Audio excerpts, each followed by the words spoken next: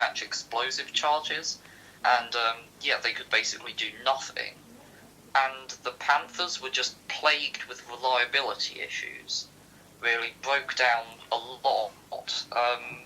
A lot of people, for some reason, think that it was German victory at Kursk. The Germans destroyed more tanks. Woo. But there is an argument for. Technically, I would say it was more of a Soviet victory because. Yes, the Germans destroyed more tanks, but every tank the Germans lost, they had a difficult time replacing, and there was still a significant number of those destroyed and manpower losses as well. So the Soviets could make up those losses a bit more. Fair enough after a break, but the Germans really couldn't at all. Yeah. And sorry. As a result of this, the Soviets were then, after Kursk, able to map them all the way back to velocities that then culminated next summer Operation Bagration, which just absolutely minced Army Group Centre.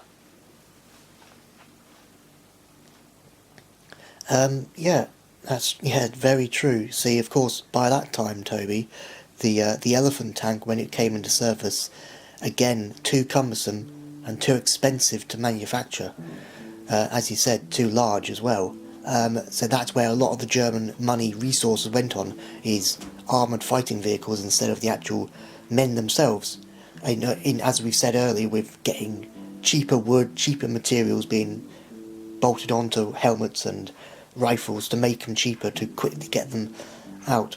And of course, so as I carry on, by late 1944, the Allies, the Americans from the south, well, not really just from the south, of course, from Normandy itself, but then Operation Dragoon on the 15th of August 1944, where some British and some American troops came up from the south to kind of to bottleneck in, so kind of normally up the way, then Operation Dragoon came out with kind of bottleneck them in, and then that was really kind of the final straw for the German army defending France. Of course, you only have a couple of kilometres away until you get into France, then you get back into Germany, which of course, from another angle, the Russian army, through Latvia and then through Poland, was coming, in another direction to meet the Germans in Berlin. So really, the German army was falling, of course, from 1942-43, but really it was 1944 when things really got, the Allies started to really do something about what they're wanting, them wanting to win this war. It's like from August to November 1918, the big 100-day offensive, which the Allies went on 100 days of offensives to the Germans, striking them and weakening them, just like Normandy was from 44 and then later on into 1945, with the Allied advance right into Germany. And by the time we get to May-April time of 1945, the American army kind of said to Russia that, well, you were attacked first, so why don't you do the honours and do what you can to pushing Germany back into Berlin, which that's exactly what they did. Then by that point, the German army was literally defending their own territory, and that's where we come to the German Home Guard known as the Volkssturm, which of course the Volkssturm was giving men, women, children, any weapon they can, of course, cheap helmets, cheap weapons, uniforms, not even uniforms at all, saving costs to try and do, to the last straw defending the homeland. So if Toby would explain more? Yes, so even since earlier on in the war, after Stalingrad, the Germans worked out they really couldn't win this war unless they lowered the recruiting age quite drastically. So one of the first signs of this is the Hitler Jugend Division. So that was begun to be raised in 1943, of people who had pretty much just come out of the Hitler Youth, formed around a small kind of, well, actually not even small, the officers and NCOs all came from the 1st SS Panzer Division, Leibstandarte Adolf Hitler, which started out as Hitler's personal bodyguard. So these people, they were fanatic. They had not really known, because, some of them were as young as 15 even. They hadn't really known a life before Hitler, so therefore really did believe kind of in what they were saying, very ideologically motivated. And, they fought ruthlessly in Normandy. I mean, a very famous incident is tragic as well. Is in Normandy, a reasonably large group of Canadian prisoners were shot at the Abbaye de Ardennes, the headquarters of their division at that time, after being captured. So, yeah, they did commit quite a few war crimes. But again, it just gets from it was reasonably well equipped. But one interesting thing is later in the war in the Ardennes, because it had just been absolutely, ruined, ravaged during the Normandy campaign, they just had to, add people who really weren't from combat units at all, were either fresh recruits or from Luftwaffe ground crew or something, and as a result, their tanks had a high breakdown kind of ratio, mainly because the crews were just really, really poorly trained.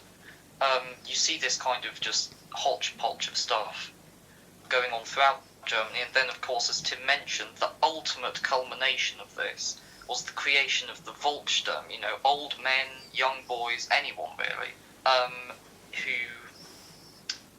were just drafted and then sent off to the some of them had as little as like 2 rounds. Some didn't even have any kind of rifle, they just had a Panzerfaust. Yeah. Unsurprisingly, these units really did just get minced by the Soviets, really just butchered horribly when they were sent against really anyone. A little origin on the Volkssturm. So in late 1944, Heinrich Himmler was one of the brainchilds of this idea, because he was head of the replacement army at that time in Germany. So, yeah, that kind of came under his sphere of influence. And, even the wording of it, Volkssturm, so that's the people's kind of assault, or people's army, or whatever.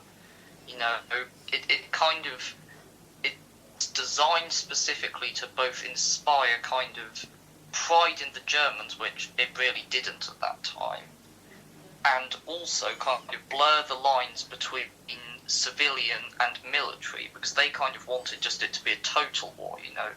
You see on the Soviet front and everywhere else, this really wasn't even a war. This was just a war of extermination. You had to just completely eradicate the other side. There was no middle ground. So these people just got sent in clueless. You get some dreadful weapons they were issued with. So you have the Volkssturmgewehr, which is, it looks similar, or the magazine at least looks similar, to the SGT-44, but it's just really not as good. It's not a terribly reliable weapon. So, yeah, I think that's about what I've got on that matter, so handing back over to Tim. Okay. So basically, to round off this episode, by 1945, the cracked German SS officers, who were literally cracked, basically a lot of them shot themselves because Adolf Hitler didn't trust him, the German army didn't trust him, because they were the officers who were giving them orders, and the officers was basically to hold your ground until you're dead.